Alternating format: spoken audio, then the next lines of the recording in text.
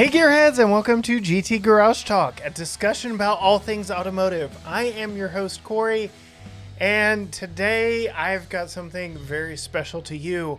First of all, there's a video component to this episode, so if you're watching this on YouTube, let me know what you think down in the comments below. Should I add a video element to my podcast here on the main channel? Let me know absolutely in the comments. If you're listening audio only, you're definitely going to want to go check out the video feed of this one because I've got some fun excerpts smushed, inserted, put in. There we go. Yes, put in to the video content of this episode. There is so much fun that you will want to experience and see for yourself because this episode was an on-site interview. And not just any on-site interview. I actually found the good fortune to find myself in Johnson Valley, California, at the home of the King of the Hammers founders, residence just off of the BLM land there in Johnson Valley, California. Yes, I am talking about Dave Cole, the legendary co-founder of King of the Hammers, the CEO of Hammer King Productions. I was in his house, at his property, staying in an RV in the middle of the desert and getting to experience Ultra 4 racers of varying degrees, V8 powered, electric powered, getting to ride in the back seat of his Ford Centurion. So much fun stuff coming forward to you in this episode, including just the history and experience of the event itself, how I kind of feel like he is a modern day or a real life Dominic Toretto, because this whole thing, all of it, King of the Hammers, started from wanting to spend time with family, with his son, and it just ballooned and blossomed from there. I kid you not, the humility of Dave Cole blew me away from my time out there, not only in my interview with him, but just experiencing time out there with other media members, seeing how he went about his day, went about his life out there, and then just to hear the story of how King of the Hammers started, how he views it today, still as a hobby with, as he puts it, 80,000 members out there, spectators, viewers out there each and every January and February, experiencing the King of the Hammers race events, because there are multiple, and an event that has an economic impact in 2023 of $34.1 million. Yes, a $34.1 million economic impact is a hobby for Dave Cole. And with all of that aside, let's just jump right into it. I got to sit with him in his boardroom, in his house / garage / compound out in Johnson Valley, California.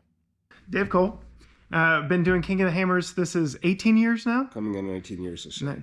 So where did you come from beforehand? What led you to here? Like, how do you go into just creating an epic off-road race event? Like, where does that come from? Well, it wasn't even necessarily trying to make an epic off-road race. It was specifically this place. I liked this place. Yeah. I moved here to California in 99 from the East Coast. I was always into off-roading, and I don't really know why. And I ended up, and it's hard to be off-road in Jersey. Yeah. And I ended up in California by choice. I'm coming out with GE Capital, working mortgage business type stuff. And I found the Hammers and I just loved it here. And so the next, the universe conspiring thing, I ended up getting divorced from my wife. And my son was 2 years old and I didn't want to be the dad that was playing video games every weekend with my kid. So got a Toyota 4Runner so we could go on the trail every weekend. And we just started wheeling around like Arrowhead and Big Bear and everywhere in California I could wheel. And then right around 2000, in 99 is when professional rock crawling, or not even really professional, competition rock crawling started. Yeah. And by 2001, I got married out here. 2003, I was spotting and I was into rock crawling a lot. Built my first car in 2005. Won a world championship in 2006, and We're at Baja.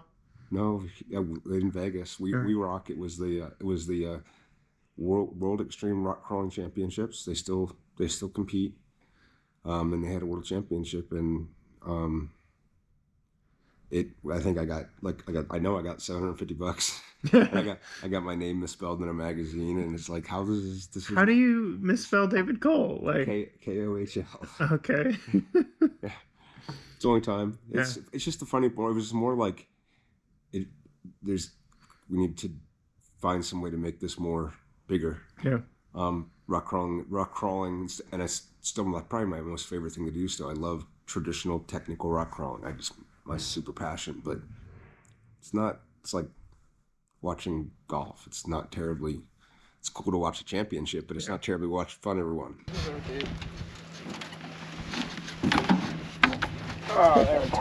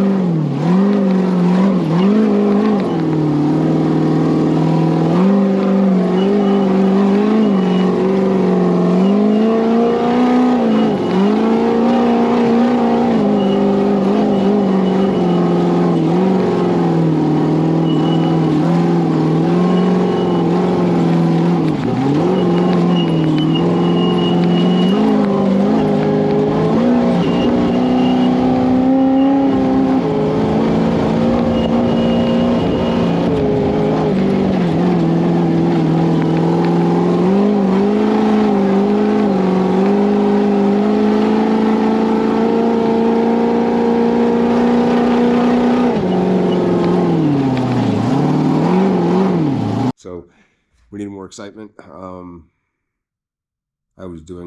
Have been doing cleanups like jamborees and desert cleanups here already. So I know how to get a BLM permit.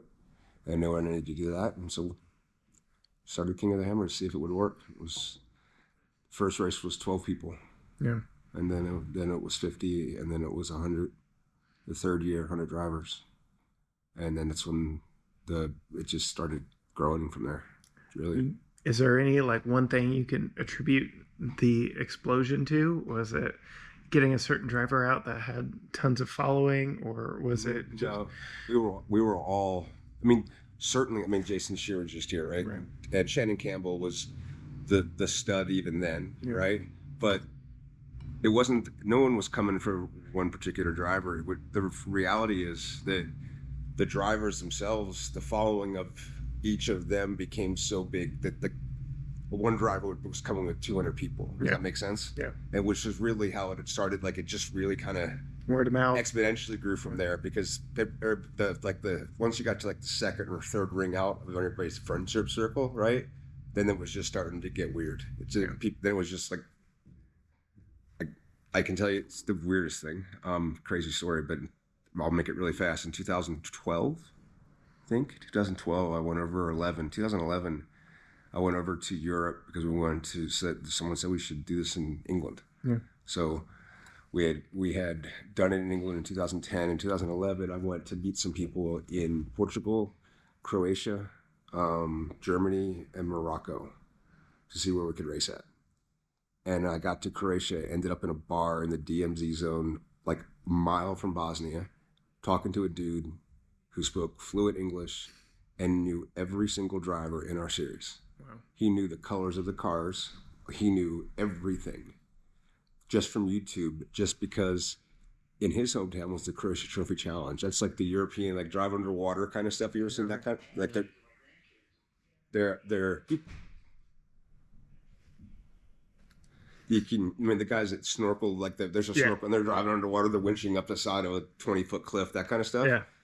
They're not, it's not ball. But I was there to see it. So I'm talking to the guy in this guy's hometown, like basically. And he's like, telling you all about your race. Well, he's like, where are you from? I'm like, California. He's like, well, if you're here to see the Trophy Challenge and you're from California, you must know about King of the Hammers. I'm like, what? It was wonky, man. That was the moment that you knew. That's when things. Yeah, it was weird when you talk when you got, because I've been fortunate that I've been able to literally now go off roading pretty much everywhere on the planet, right? And everyone's the same, like, and that's the thing. It's not just off roading though either. It's just the reality is that when you go around the world, when you get past the whatever, do you travel a lot? You know what I'm talking about. It's the concepts of what everybody thinks are and like what are, and then we're all human. You sit down and they're like, oh no, what about this? Oh yeah, what about that? Wait, and all of a sudden you're like, whoa, wait a minute. And that same interaction happens in Colombia and it happens in Iceland and it happens in China. It happens everywhere. They just have different accents. It's literally the only difference. And then when you get into whatever that, as you get tighter into that, whatever your focus is, right, off-roading or racing, then of course the commonalities even get more extreme. But it's been a unifier thing. And yeah, that was probably the first time I was like, this is nuts.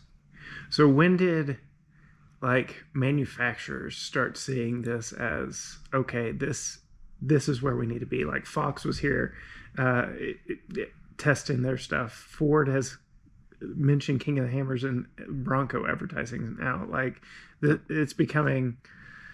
At first, the Jeep started supporting us in like 2010, but it was more of a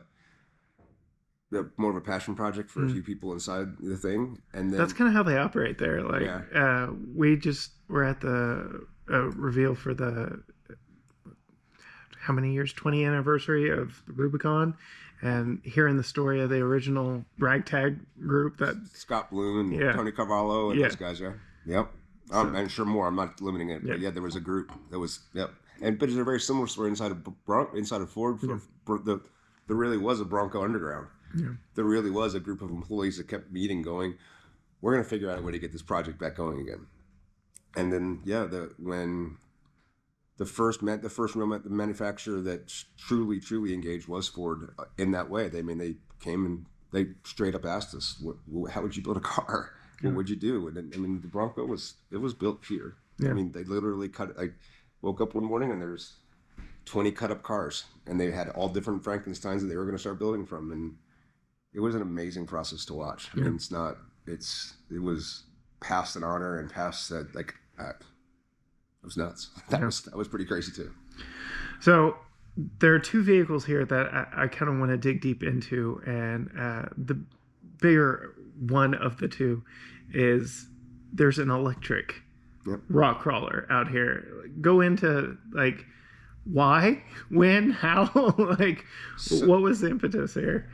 Well, I completely separate from my total geeking out on the technology of making EV work. Mm-hmm. I'm think about our culture, and this goes a whole different path, but like the concept of it's going to be illegal to have a generator in California in a year, right? Mm-hmm. That's at least what they're talking about. So you can't have a generator, and then it's going to be harder and harder to buy gas cars, and then it's going to be okay. Now I have to have an EV truck that can pull my trailer, that can take my EV toys, and then I have to be able to charge. I don't need. This is dumb. Yeah. And the whole, it's like, it'd be like saying we're gonna stop having horses to equestrians. You know what I mean? It's like it's a thing. So if that's the case, and you're not going to stop that momentum in any way. You're never going to get in front of that. Mm-hmm. So we'll just join them.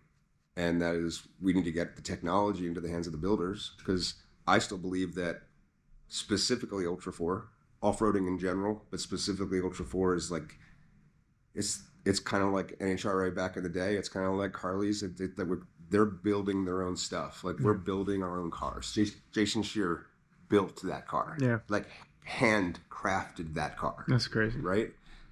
He knows where every ounce is on that car. That guy, whoa.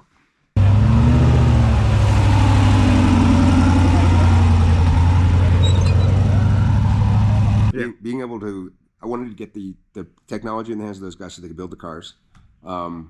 And I had the chassis. Now we'll come back to where we're at now. So there was a reason to be doing it, and that was kind of impetus. And then secondarily, I think the technology is cool. I think that when we get to like hub motors and get to true finite control of wheel speed at different corners, the things that we will be doing in a vehicle will be just as mind-numbing as it is today when we go into the stuff. It's just going to next level it. Yeah.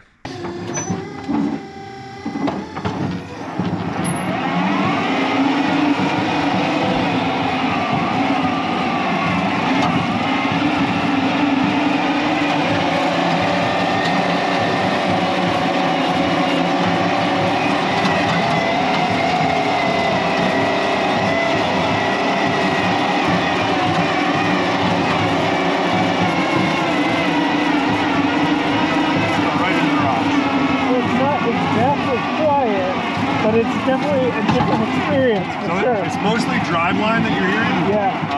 Still got, transfer case, all the goodies.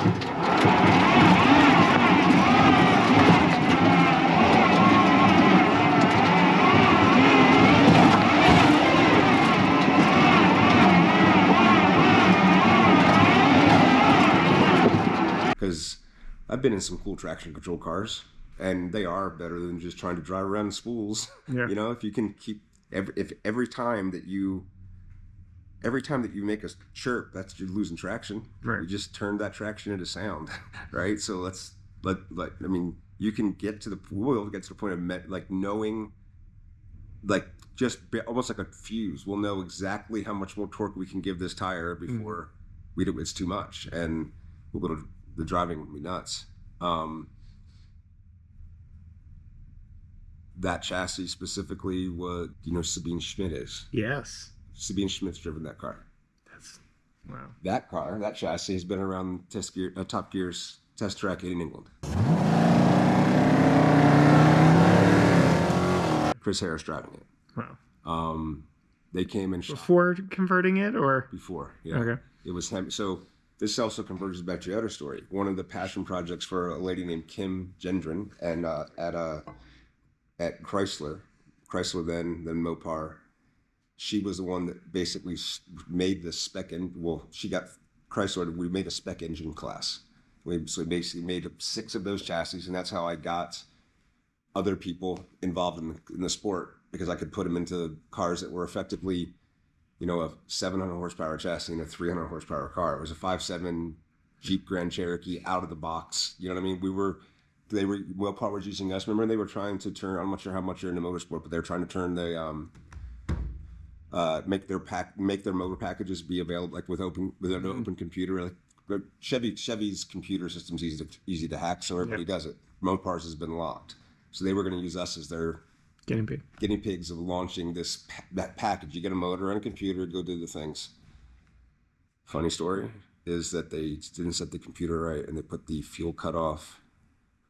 They did not raise the fuel cutoff when they raised the spark cutoff, because it made it a race motor. So they recalibrated. They had two different speed limiters, and they shut down fuel about 50 RPM short of wide open for spark. Right? So you know what happens. Yeah. And we couldn't figure it out. And we raced for a year and a half, and we were a motor go, and then 2 motors were going. It's like, and then it's like, how come only the fastest guys are blowing motors? Like, only the fast guys. Yeah. Everybody else is fine, but a fast guy gets in the car and it blows the motor immediately. And then we figured it out. Chrysler didn't believe us, and the the people that did computers, they wouldn't. They're like, it's not that. No, Your couldn't fuel, be. you need to go to dash. I think we had -6. This is a stock Jeep Cherokee motor, right? We had -6 fuel lines. They wanted us to go to -8 supply lines for the fuel. I'm like, it's like 1,400 horsepower fuel line we're talking. Like this amount of. Yeah. We're not. Not quite. Yeah. But okay, here we go. We'll do it. And we changed all that stuff, and then we figured it, and we took the car out there, and we went to the engineer place, and I'm like, I'm telling you, it's exactly this. No, it's not that. I'm gonna blow this motor up right now. Yeah. I'm gonna do this for you, and then we did. Wow. School of Hard Knocks. Crazy stuff. I'm sorry, that can't be used right there. But that's chassis. Right. So that I ended up going to a 6.4 Hemi. I retired it from the spec class. It became my own personal rock crawler. It meant something to me. Jessie Combs is the fastest woman on the planet, at least technically by Guinness books stuff. She died doing like 500 miles an hour, setting his land speed record. And she raced with us, good friend of mine. And that's why I kept the chassis. Then when I blew the motor up again in a 6.4 Hemi, I blew it up trying to drive upside down rock crawling because that's what we do. And I was like, that's it. I'm just going to put the EV in. I'm going to come back and drive the line that I couldn't drive because I couldn't drive. I mean, I was still driving, but I blew the motor up. Yeah. So I'm going to go back and drive that same line with an EV car because I know I could drive upside down. And it's the only reason I started it. And then it became the spec class. I started working with Hypercraft, and we figured out that it was going to be not much more expensive to build 10 instead of building 1. So we built 10. And along the way, I just actually in the last 2 months, I've divested like all that, basically all the IP, everything that's gone into that, we are putting into a trust in a nonprofit in Texas for a gentleman that passed away last year. And he was one of the original 10 guys that were going to get motors. So now they're going to run the EV class as its own standalone foundation, so what we're doing, we're not doing swap batteries. The car can probably go about 45 miles right now at race pace. So we're going to start building courses. The first 2 of those cars will be done in February for this year's race, January for this year's race coming up, and then. And starting in the end of next year, we'll start giving them like 30-mile races, and then just give them a shorter, easier course that's gonna still challenge the vehicle, but we'll let them go racing. And then ideally, the intent is as battery technology increases and we can fit more power into a smaller place, then. So what are the specs on it? What's battery size first? It's 40 kilowatt hours of it's 800 nominal volts. It's like 792, something like that. So it should charge pretty quickly. It does charge pretty quickly. Yep. It's all liquid cooled. It can handle both a quick charge and a quick discharge. We've been just getting into now to the fine tuning of the calibration, where we're getting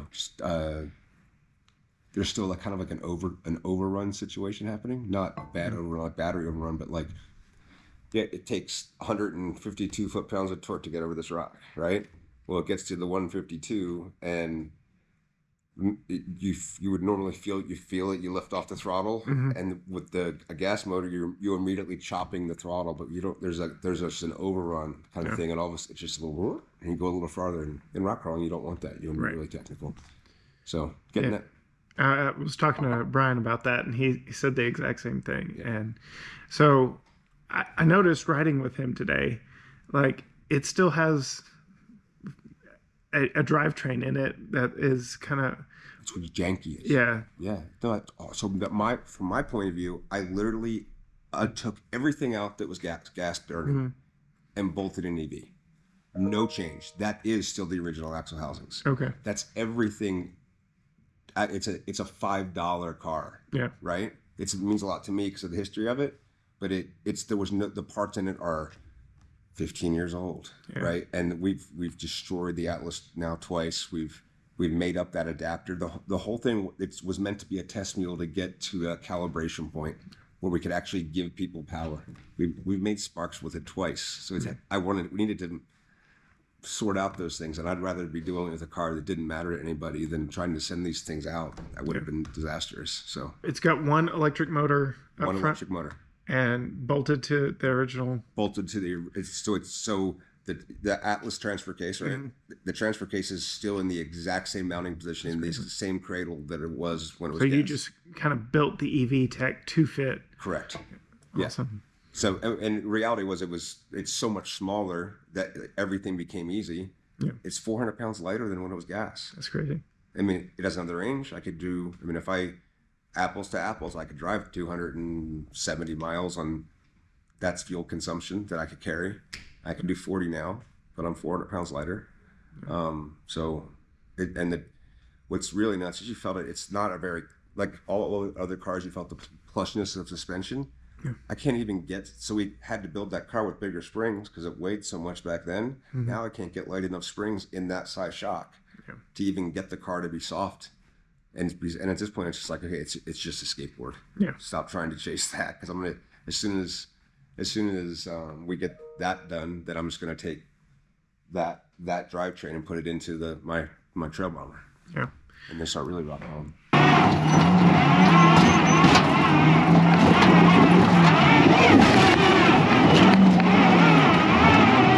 Nice and easy right over the top. How sick was that?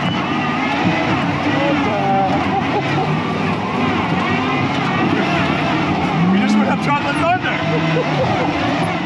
So what you said the impetus really was seeing the writing on the wall, seeing how California's heading and things like that. But are there added benefits other than it being lighter to you that you see? You were talking about going to hub motors in the future. Yep. This obviously is not that. This is clearly Gen Zero. But This is just the starting point. This is seed. I honestly, I do not believe I don't think that a full EV car, and this is rough to say, I don't think a full EV car is going to be able to compete for endurance off-road racing. I just don't see that viable unless they get to either significant battery improvement, like significant 10x of where we're at right now, right? A 10x battery improvement, that would do it in a heartbeat. Then people would absolutely figure it out. What I do think, though, from a technology standpoint, that is intriguing to me, just from a calibration standpoint, and starting to understand how to control that power and meld it into suspension dynamics and everything, I think the right car is a two-wheel drive gas motor hybrid with a generator coming off the T case, the front drive of the T case, and a motor or two in the front, pulling the car. But I mean, just really simple calcs. Whenever the rear end's turning faster than the car's moving, then give me more front. Yeah. And that's all you need to know. Just start there. Yeah. And your car will keep pulling until it doesn't need to pull anymore. Because once you get to doing 90 across the desert, the front's not doing anything but slowing you down. Yeah. So, to me, that's the crossover that I'm excited about. I don't think full EV is going to get, well, the short, like rock crawling performance, absolutely. It'll be there now. It's better. Right. But I just don't see how the endurance part without the battery, it's just rough. And like you said, once you kind of sort out that overrun issue, you think it'll be a stout rock crawler that's able to compete. Like, so I truly believe, so we just got it back together right now. Mm-hmm. Where my mindset is at and where I believe at is, so that green car was the car that won the first King of the Hammers, right? He did it in 3 hours and 5 minutes. In 2007, obviously know the course hasn't changed. I want to drive the spec car faster than John did it in the spec car, but I want to do it in an EV car. Yeah. And I think that car can do it right now. I believe that in literally as bad as that chassis is, and as all the things with everything going bang bang, it's still a better car than that is to drive fast in right now. Yeah.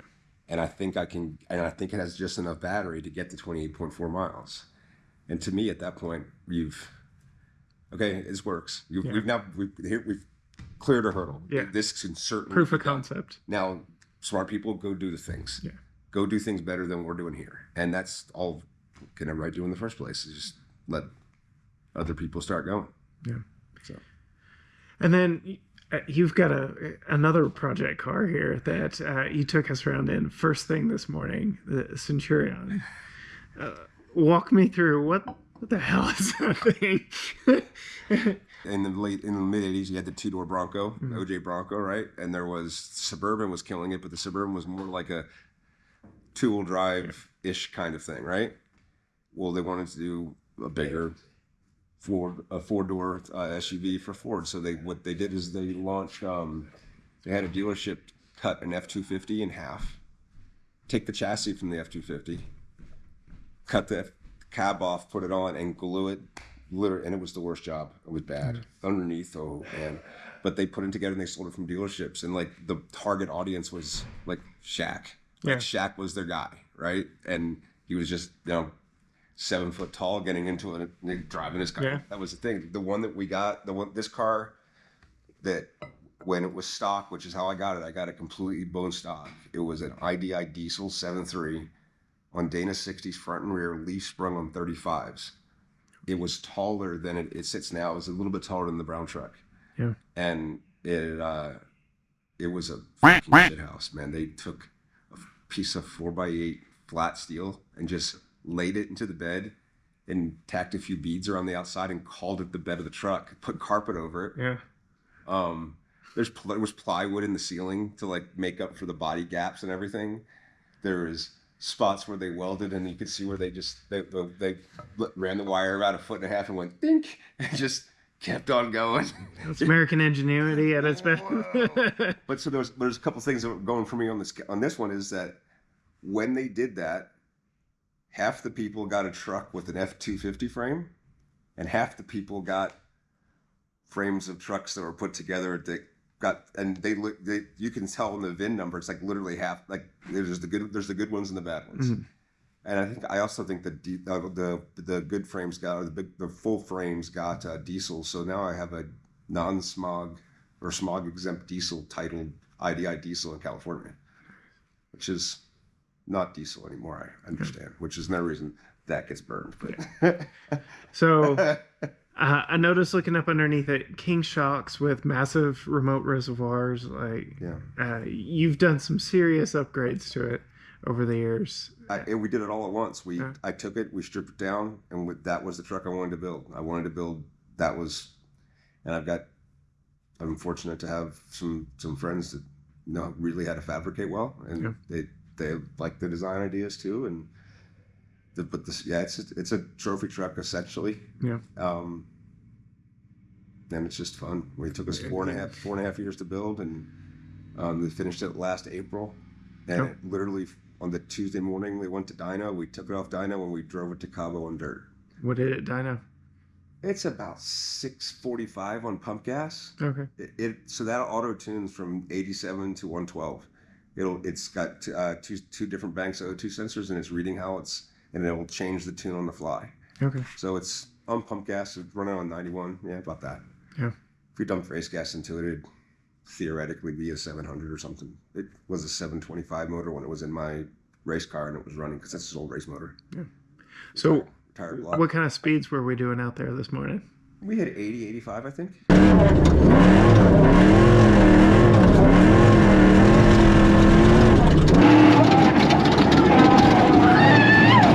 And a freaking F-250. Like that's in 2 foot whoops.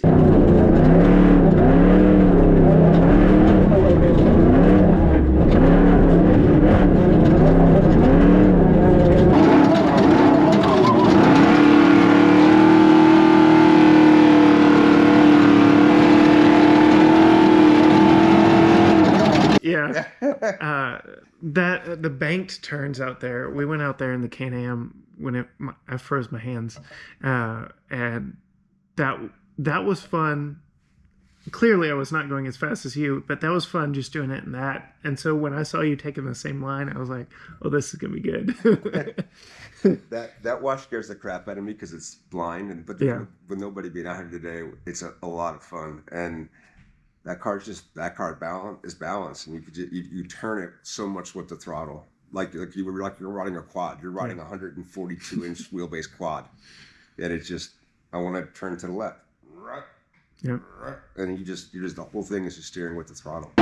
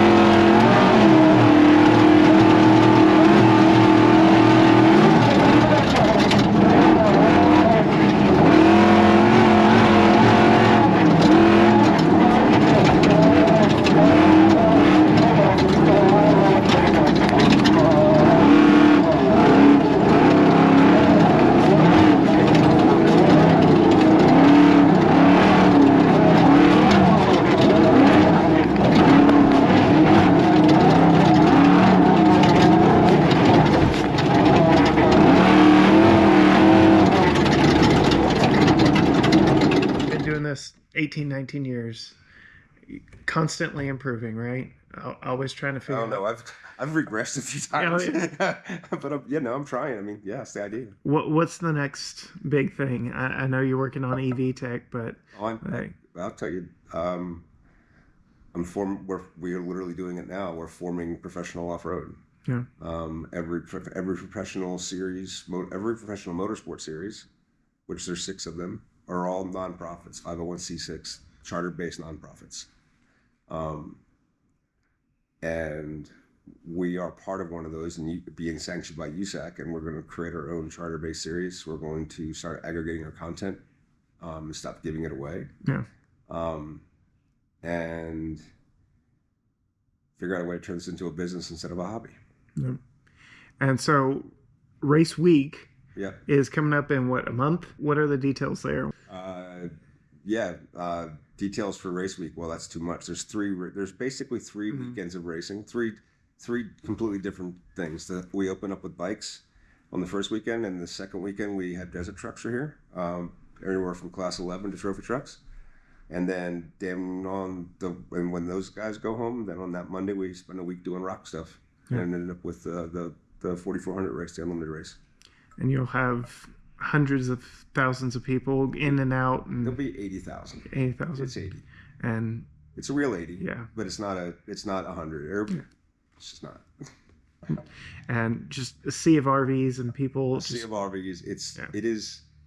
What's amazing is, have you been around the off-road? I don't even know what group you're from, so I don't know what your perspective is. My knowledge of off-road racing comes from Bryant Blakemore, and I've interviewed him a couple times, and just knowing his passion and trying to start something up in Texas with Tora and Tuquachi and all that fun stuff. So that really is my background. I learned a lot from him. Year 1 interview, year 2 interview, we got a little more technical, but that's kind of where. Right on. Well, but you get that what makes it better is the culture. It's the people. Yeah. It comes full circle all the way back. Whether it's Brian Blakemore in Texas, or Farmer in China, or Igor, whatever his name was in Croatia, there's some sort of bond and that pull for the common good that is it's still very, very strong in this group, and I believe that's it's why the events. But when there's all those people here, it's just a different vibe. It's not like you go to a good party and there's 10 people, and you go to a bad party with 12 people. It's just the wrong 2 people showed up, right? But there could be 1,000 people and it could be great, right? It just seems like there's not a lot of the bad apples. It kind of weeds itself out. There's a quote for you. Good roads bring bad people. Bad roads bring good people. Very apt. So, well, thank you very much. Cheers to you, man. Yes. Thank you so much for coming. Oh my goodness. talk about just wildest dreams. That is exactly what this week's episode was. The entire experience. I am so grateful to have found myself out in Johnson Valley, a guest of Dave Cole himself, to really walk through the history of the event and some of the vehicles out there. There is absolutely more coming from me. You can actually go read some of my articles at topspeed.com, where some of my written stuff will be coming out. Again, if you're listening to this, go check out the YouTube video of this, because I will put in some video excerpts from my time experiencing some of these wild and crazy vehicles out there at King of the Hammers, going up Chocolate Thunder and many of the other obstacles out there in Johnson Valley, California. That is it for me here this time. Welcome to the new year. Go check us out, gtgaragetalk.com. But as for me, until next time, bye.